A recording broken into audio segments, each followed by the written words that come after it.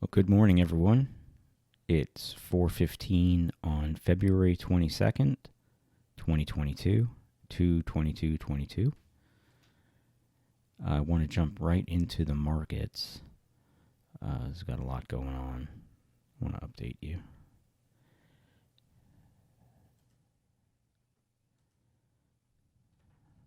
So currently, Bitcoin is at 37,866.80.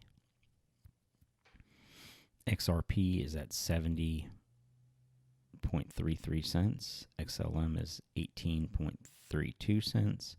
And Doge is at 12.98 cents. The Dow is down 482 to 33,596.61. The Nasdaq is down 166 at 13,381.52. The S&P is down 44 to 4304.76. Crude oil is up almost, it's 92.27 a barrel. Gold is at $18.99.50 and silver is at $30.78. It's been a week since I uploaded an episode, and it's been one hell of a week. A few highs, but a lot of really low lows, and trying to work through some of this stuff. Maybe it's a story for another time, or maybe not. Outside of what's going on with me and the rest of the world, Russia and Ukraine, there's a lot of news. I've been gathering together news reports and articles over the past week that I need to talk about current events and see how it relates to us pondering infinity. On Sunday, my buddy over at We Live on a Planet, Patrick, dropped another one of his episodes after almost being out a month. And he gave me a mention in it, so kind of excited about that. And yesterday, I was contacted to be on one of the networks that I was on last year when I was immersed in the conspiracy theories. I talked to these guys, and I went back on yesterday for an episode. I was their special guest. So it seemed to go well. I think we talked about a lot of issues and how it relates to us in real life, and hopefully we'll talk a little more over there and see about. They're talking about getting me a show over there, so that's kind of exciting. But I guess as a result of being on the show yesterday, I was looking over at my YouTube and Anchor. I'm up to 12 subscribers on YouTube, so something over the past week has gotten a little bit of traction. I hope it's not all. My family actually, I think all of them finally have listened to maybe all the podcasts, webcasts, and I'm getting some positive feedback from them, including I should be on a smooth jazz station. I always thought my voice was more nasally, but apparently it's soothing and I can have a calming voice about me. So that was positive feedback. A little teaser. You notice the first decoration in my makeshift studio. Morgan's in town, so she's staying in the room. So I tried to straighten up a little bit. But the first decoration, ironically, is not Batman. It's this little guy right here. For those of you who don't have kids or may not know, that's Perry the Platypus. And the reason Perry the Platypus is up there is what I'm working on talking about. Perry the Platypus is secret identity is Agent P, and Agent P's enemy is Dr. Doofenshmirtz, evil scientist, mad scientist, wreaking havoc on the tri-state area. But the reason I have that up there is because I've decided one angle I'm going to go with is meeting science and scientists head on and challenging them in a way they've never been challenged before. I've been listening, again, to a lot of Lex's podcasts, and so the more of these Lex's podcasts I listen to, the more I feel the need to go after these scientists, and I don't want to use air quotes for scientists, but I think there's three levels of scientists. The first one are the ones that are working on technology, and I include technology in this, technology and medical or breakthroughs in science that produce a positive. I hear, what's wrong? Come here. Come here.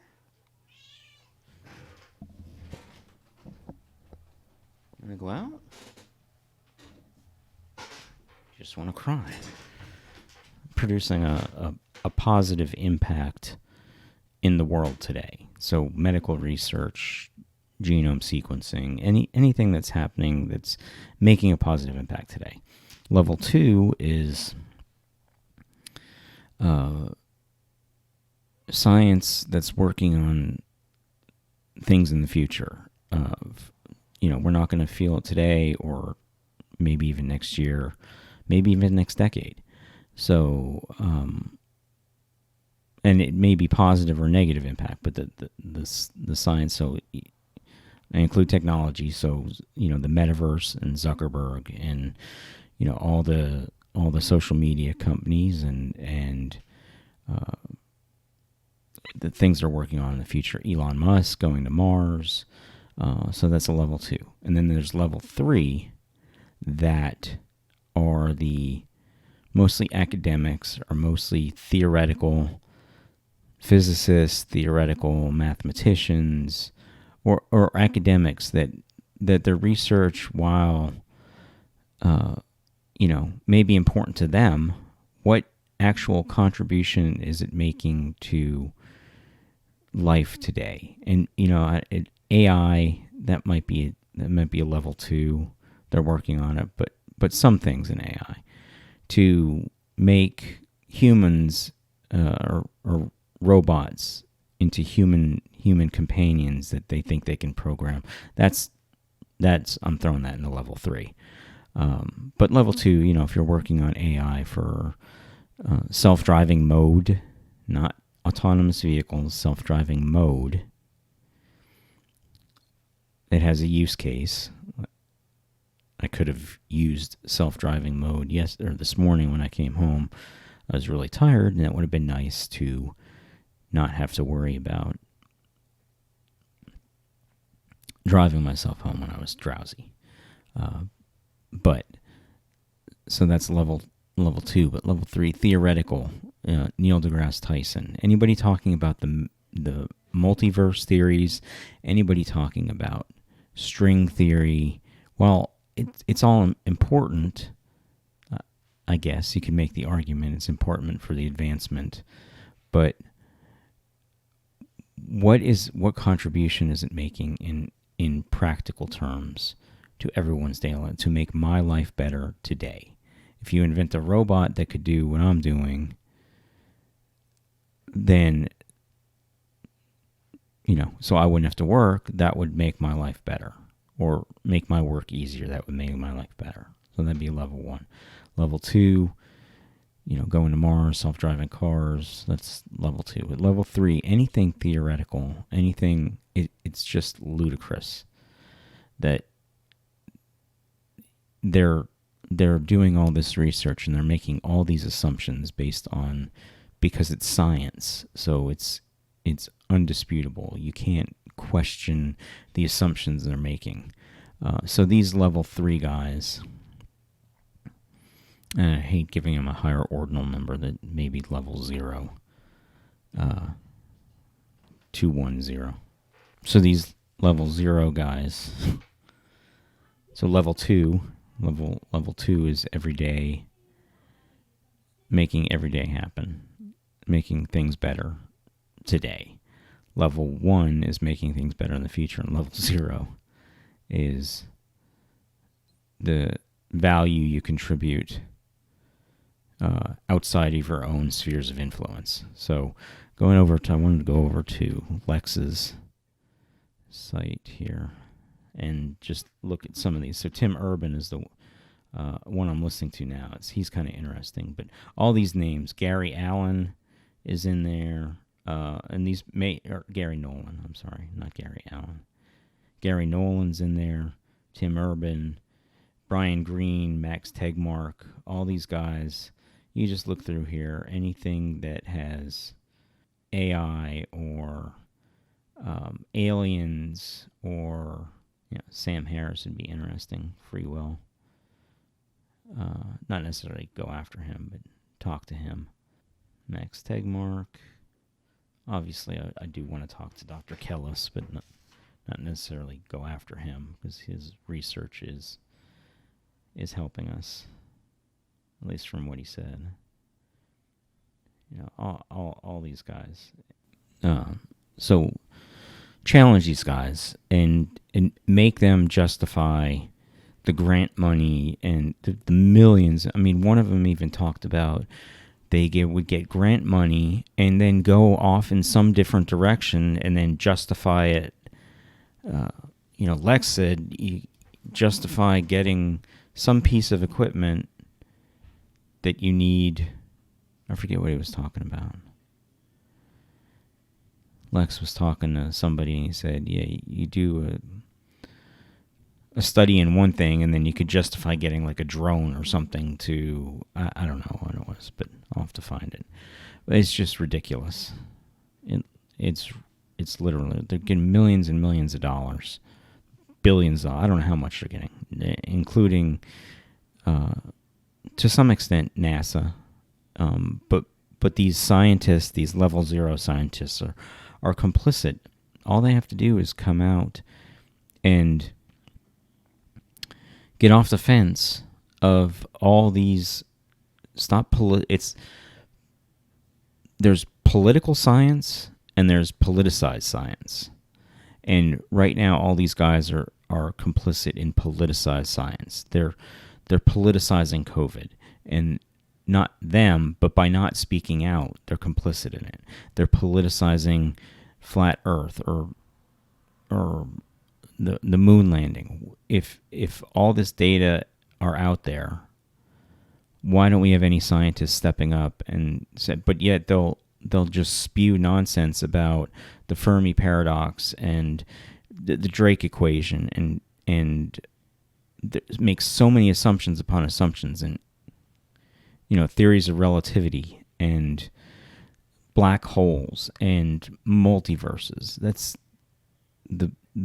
probably the biggest crock of crap, because they don't think it logically through. They have a narrative that fits what they're trying to discuss. But what about Apophis? It's supposed to come near Earth 2029, and nobody's talking about it except, as an aside, Neil deGrasse Tyson says, it won't be that big of a deal. It'll probably hit in the ocean, and it'll probably cause the West Coast to be wiped out to Montana or something, or flooded, or I don't know what, but I'll find that clip. But it's the biggest load of nonsense. And they can just say that without anybody pushing back, because they're PhDs. They may as well be in liberal arts, for the contribution they're making to society. I guess that's why they're PhDs, right? They're doctorates in philosophy. They're being philosophical. They have no practical application for what they're doing because we're so far away from it. It's just they get to sit around, and I'll have to find that clip from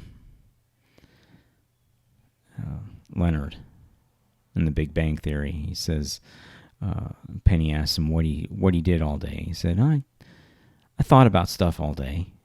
And she said, is that it? And he said, no, I wrote some of it down. I really like The Big Bang Theory. And of all those guys,